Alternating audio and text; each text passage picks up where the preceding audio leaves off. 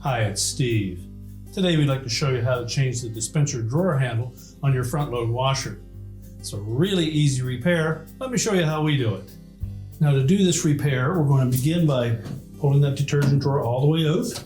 We'll reach in and depress the locking tab, slide that out, and now we can remove the front or handle off of that drawer. Now if the handle is still firmly attached to your drawer, to remove it, we're going to start on the top side and we'll release these three tabs.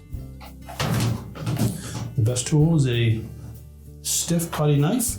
We're going to go in that gap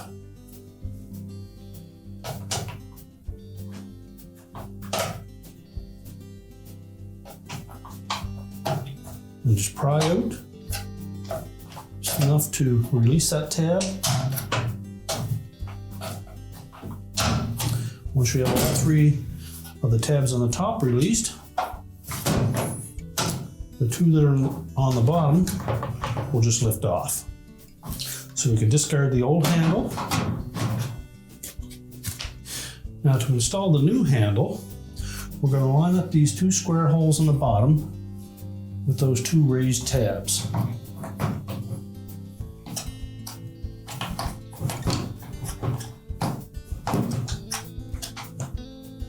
Make sure that it captures both of those tabs.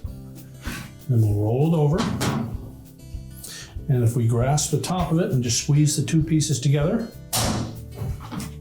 that should snap those three tabs in across the top. Just verify that they're locked in place, and then we can put it back into the washer.